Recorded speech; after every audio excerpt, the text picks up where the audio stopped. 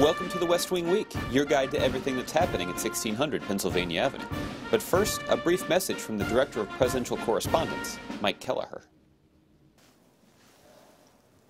We receive thousands of messages sent to President Obama from the American people each day. To quickly get your message to the White House, it's best to use the Contact Us web form on whitehouse.gov. If you have to write us a paper letter, type it up. Whether you email or send a paper letter, use the subject line to describe the purpose and content of your letter. And consider sending your gifts to a local charity rather than the First Family, gifts that are edible or otherwise.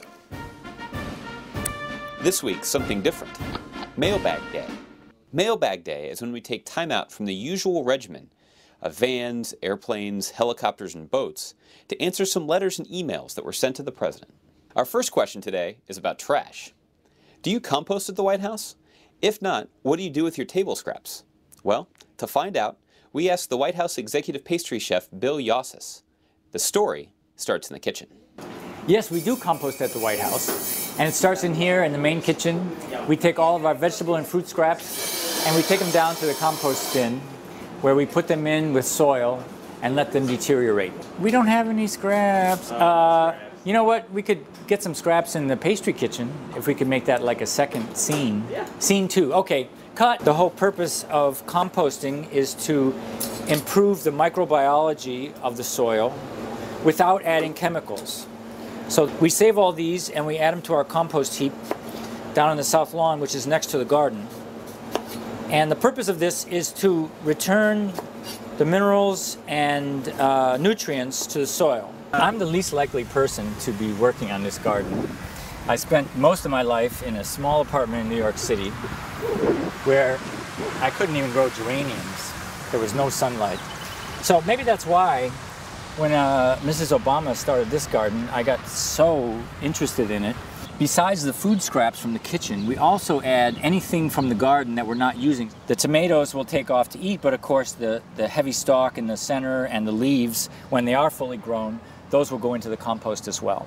This is 3 bins that are where we hold the compost. So we throw it in there. So you want a layer of the fruit scraps or the active organic material, and then you want a layer of soil. So what I'm going to do is take this soil and cover it over. That accomplishes 2 things. The healthful bacteria that are already in the soil begin to feed on the fruit scraps, and you also have, as you can see, beneficial spiders and worms. As they consume the organic material, they really create soil. In about 6 weeks, it'll be ready to turn over again. We'll let it, what's called cure, for another 4 weeks, and then let it sit for a month or 2 in this bin, and then it's ready to use. Composting is what this garden is really about, and the whole question of sustainability and using natural ways to replenish the land. Our next letter comes from Sally in Mississippi. Sally writes, Dear President Obama, the carpet in the Oval Office bears the seal of the President. Is it true that the eagle's head turns from the olive branch to the arrows when the U.S. is at war? To answer this one, Brian Mosteller, who you may remember from a West Wing Week episode 2 weeks ago, hit the books. Hello, Sally. Welcome to the Oval Office, and thanks for your question. The rug that's in the Oval Office today was actually installed by President Bush. The President's seal that's on the rug has the eagle's head facing the right, or the position of honor, the laurels instead of the arrows. This is the official and only design of the presidential seal since 1944 and 1945.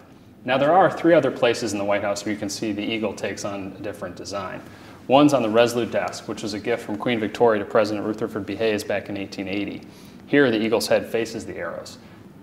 Another example is just outside the diplomatic reception room. What's it? And Sally, if you were to visit the White House, just outside the East Wing where tours enter, you'd see another example of the old eagle design where the head faces the arrows. Here, there is a reference to the state of the nation when the East Wing was built in 1942. But rest assured, Sally, if you come to the Oval Office, any rug you see in there today will have the eagle's head facing the olive branches. Our final letter comes from Aaron, who wonders if there is a way to find out when the President orders the flag to have staff. We've asked Staff Secretary Lisa Brown to start at the beginning and explain the whole process. To answer your question, there are 2 ways in which the flags can be ordered to be lowered to half-staff. First, by statute, there are a number of times in which the U.S. flag is lowered upon the death of the president or vice president, a member of Congress, a member of the cabinet, a sitting Supreme Court justice. Congress has actually ordered that the flag be lowered to half-mast for a period of time. In addition, the president himself or herself has the discretion to lower the flag in other instances. Most recent lowering of the flag to half-staff was in honor of Dorothy Height, and this is an instance in which the president actually exercised his power to order that the flags be lowered. And when he does that, he signs a proclamation ordering that the flags be lowered, and this is a copy of the proclamation in the instance of lowering the flags upon the death of Dorothy Height, the great civil rights leader. So if you're interested in learning when the flag's going to be lowered, you can look both as a general matter at the statute, 4 U.S.C. Section 7, which lists when Congress has ordered that the flag be lowered.